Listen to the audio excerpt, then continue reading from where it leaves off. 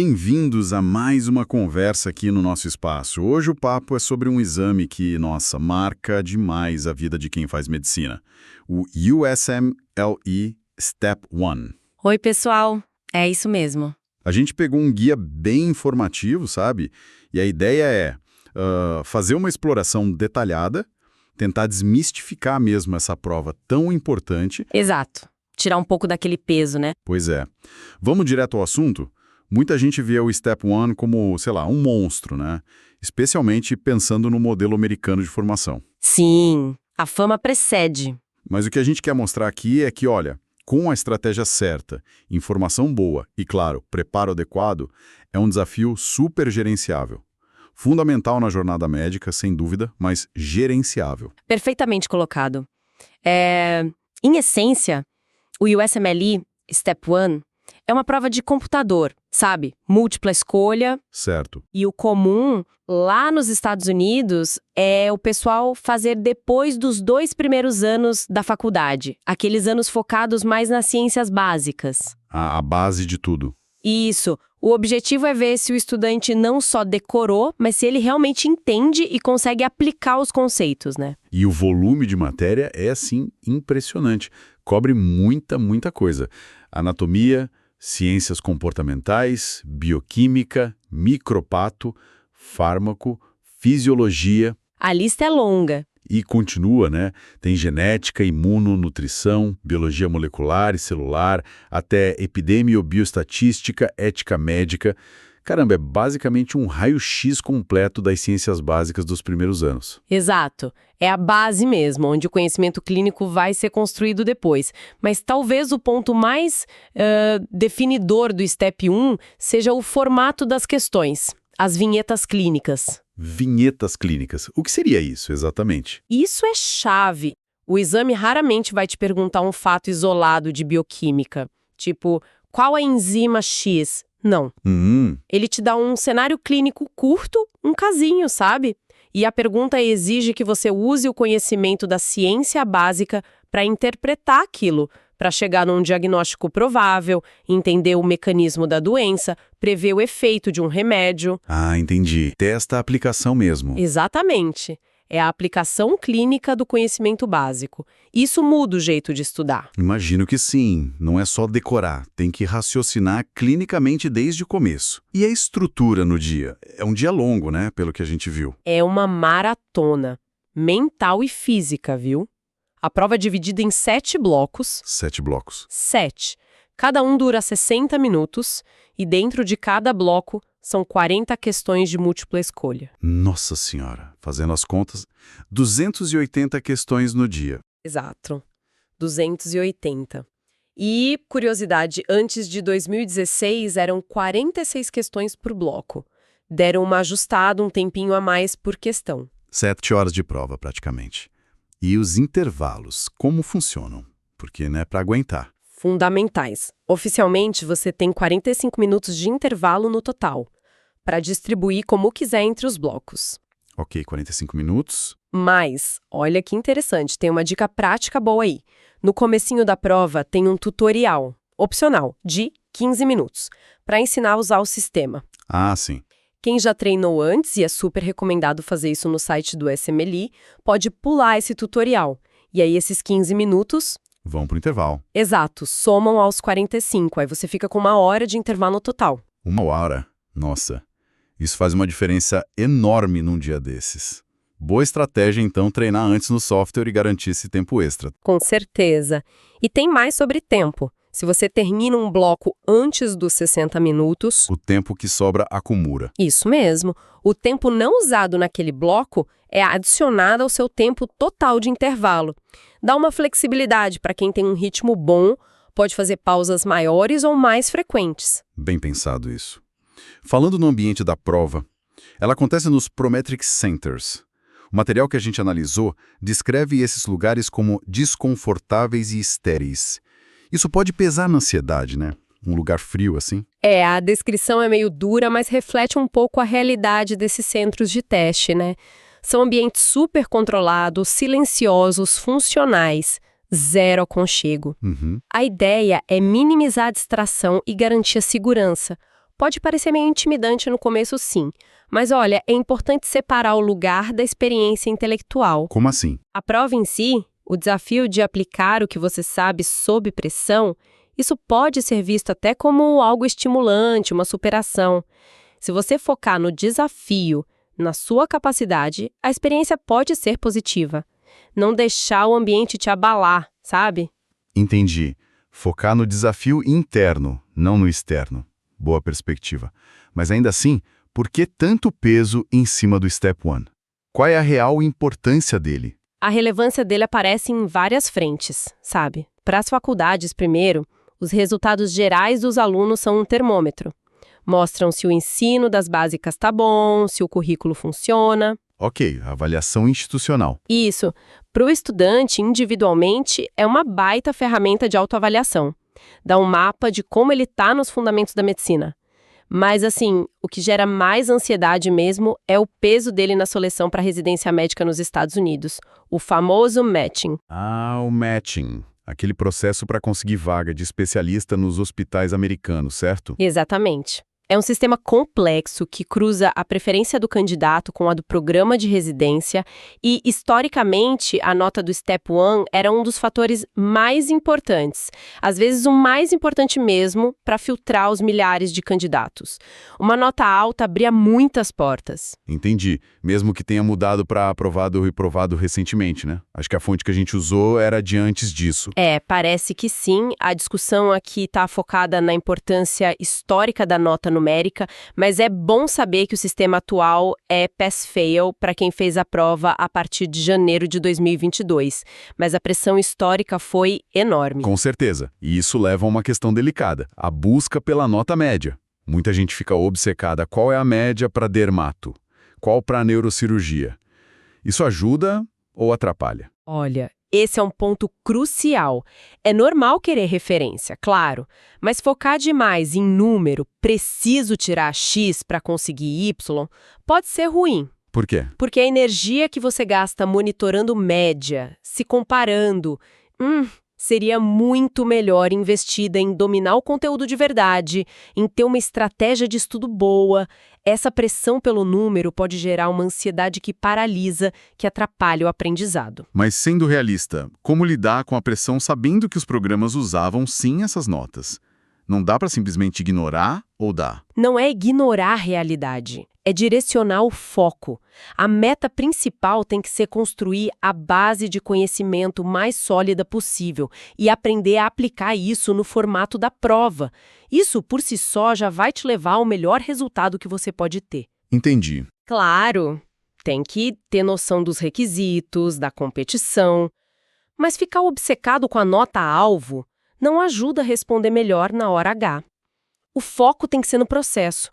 Aprender, revisar, praticar. O resultado vem daí.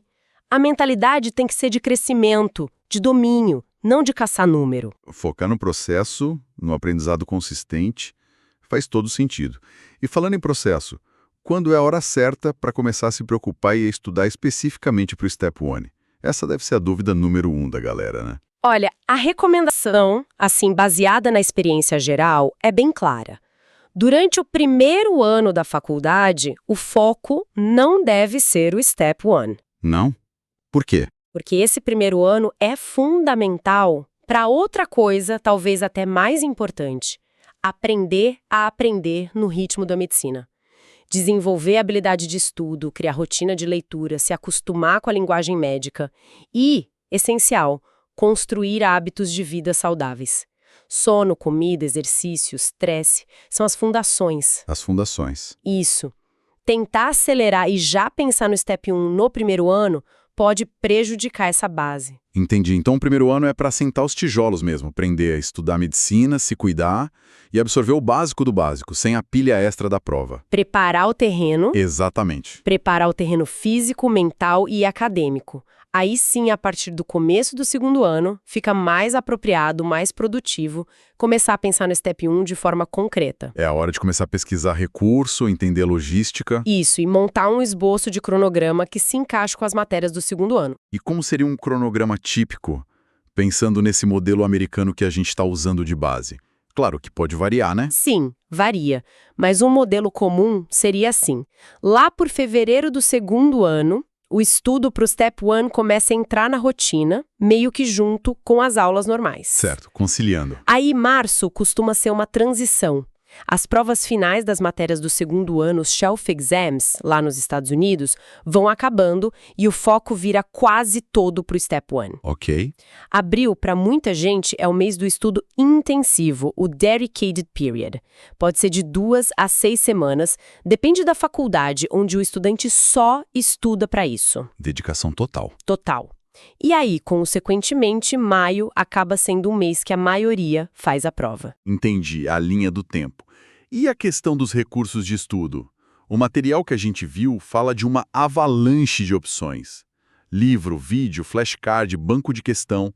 Dá para ficar perdido fácil, né? Ou querer usar tudo. Esse é um risco enorme. A paralisia por análise ou tentar abraçar o mundo e não usar nada direito. O segredo é ser seletivo. Menos é mais, talvez. Exato. Montar um arsenal enxuto, mas poderoso. Recursos de alta qualidade, que funcionam, que cobrem o que mais cai, o tal do high yield, e que são considerados padrão ouro pela galera. E tem que ter coragem de largar o que não funciona, né? Mesmo que já tenha investido tempo, dinheiro. Importantíssimo. É o custo irrecuperável nos estudos. Focar no que está dando resultado para você. E quais seriam essas categorias de recursos padrão ouro? A gente pode agrupar em 3 pilares, basicamente. Primeiro, e livro de revisão. Tem um que é quase unanimidade. O First Aid for USMLE Step 1. É tipo o esqueleto do conteúdo high yield. O famoso First Aid. Esse mesmo. Segundo, vídeos. Plataformas de videoaula são ótimas para entender os conceitos no começo. Especialmente os mais visuais, tipo Físio, Pato. Faz sentido. E terceiro, talvez a parte mais ativa. Bancos de questões. Os QBanks. Ah, os QBanks. Esses parecem ser cruciais. Qual o papel deles exatamente? E como escolher? Então, o fascinante dos QBanks é que eles servem para várias coisas e são essenciais na hora de aplicar o conhecimento. Mas é bom entender que nem todo QBank é igual. Como assim? Tem basicamente 2 tipos principais. Uns são ótimas ferramentas de aprendizado. As questões te ensinam, as explicações são super detalhadas, revisam o conceito por trás. Ok, para aprender. E outros são mais focados em simular a prova. O estilo da questão, a dificuldade, a distribuição dos temas, tudo tenta imitar ao máximo o exame real do USMLE. Entendi a diferença. Então, o ideal seria usar os 2 tipos em momentos diferentes? Exatamente. O ideal é usar um QBank mais de aprendizado durante o segundo ano, para ir consolidando o que você vê nas aulas, no First Aid, fazendo questão do tópico que está estudando. Certo. Depois, naquele período dedicado, você migraria para um QBank focado em simulação, para treinar ritmo, estratégia de prova, revisar tudo no formato do exame. E o que define um bom QBank? O ponto-chave é ter acesso a muitas questões de qualidade, com explicações detalhadas, que expliquem não só a certa, mas por que as outras estão erradas.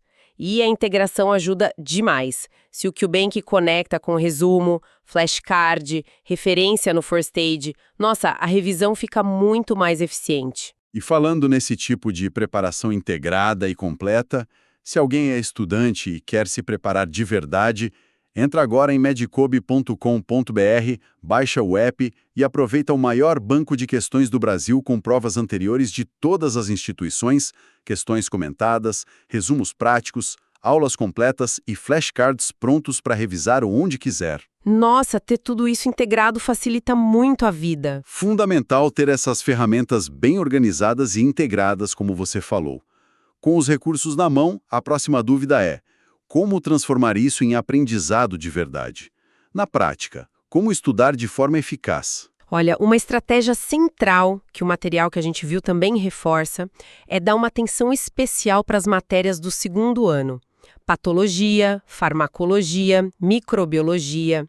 E, estatisticamente, são as que têm mais peso no Step 1. Focar no segundo ano, então. Focar, mas atenção, Seria um erro enorme deixar de lado o conteúdo do primeiro ano. Anatomia, fisiologia, bioquímica. A verdade é que o conhecimento é todo ligado, né? Totalmente. Para entender a fármaco de um diurético, por exemplo, você precisa manjar muito de fisiologia renal que viu lá no primeiro ano. É tudo interconectado. O segundo ano se apoia na base do primeiro. É aquela história, né? Tentar construir o segundo andar sem ter a base firme. Não rola. A fonte que a gente leu fala de um princípio de 2 etapas para organizar o estudo. Como isso funciona? Esse princípio é uma forma bem útil de pensar na preparação. A primeira etapa é a aquisição de conhecimento. Certo. Isso acontece o tempo todo, desde as aulas do primeiro e segundo anos, e fica mais intenso na revisão focada, usando o First Aid e as videoaulas, para garantir que você domina o conteúdo high yield. E a segunda etapa? A segunda etapa é a aplicação do conhecimento. Aqui o foco muda. Não basta saber a informação. Tem que conseguir usar para resolver as tais vinhetas clínicas no formato do USMLE.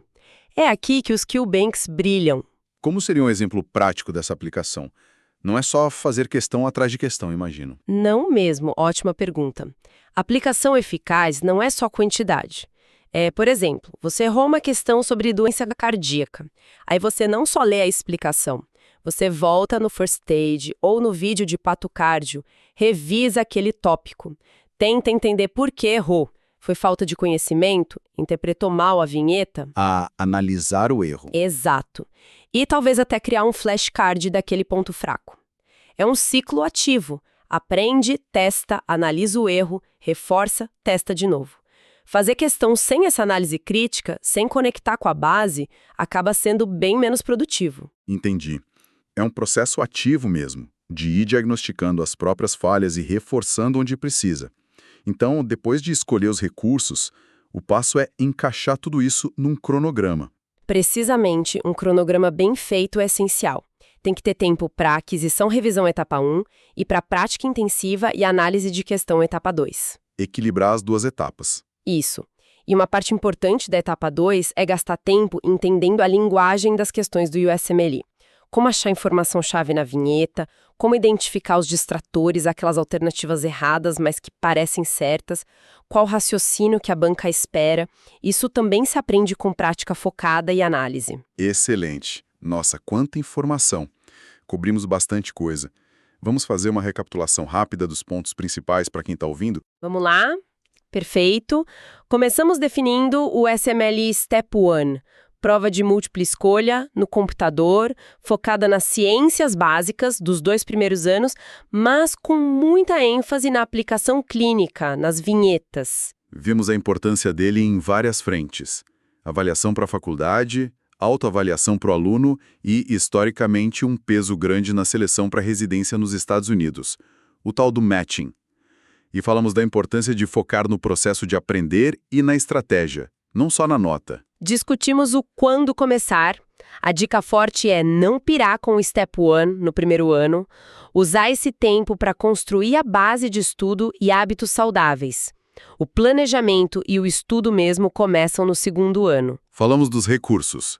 Escolher um núcleo enxuto de materiais de alta qualidade, high yield e padrão ouro, como First Aid, bons vídeos e, claro, os Q-Banks certos, sabendo diferenciar os de aprendizado e os de simulação. E como ter recursos integrados otimiza tudo. E, por fim, detalhamos o como estudar de forma eficaz. Aquele princípio de 2 etapas, aquisição e aplicação, e a necessidade de um cronograma firme, prática ativa e analítica com os Q-Banks, e o foco no conteúdo do segundo ano, mas sempre lembrando que ele depende totalmente da base do primeiro ano. Na prática, o que tudo isso significa? Olhando de forma mais ampla, encarar o Step 1 parece ser mais do que só uma prova, né? É quase um rito de passagem, um momento de consolidar de verdade aquele conhecimento fundamental que vai ser a base para tudo na clínica depois. Exatamente. E talvez um pensamento final para quem nos ouve refletir seja esse. Se a gente pensar num quadro maior, para além da nota ou de ser aprovado ou reprovado, de que maneira essa imersão profunda nas ciências básicas aplicadas que a preparação para o Step 1 exige acaba moldando o raciocínio clínico inicial de um futuro médico, mesmo antes da residência. Qual o impacto formativo que esse processo intenso de estudo e aplicação deixa para a vida? Uma excelente questão para a gente pensar sobre o legado dessa fase. Fica claro que o Step 1 é um desafio e tanto, mas com a estratégia certa, os recursos adequados e principalmente uma mentalidade focada no aprendizado e na superação, é totalmente possível não só passar por ele, mas sair mais forte do outro lado.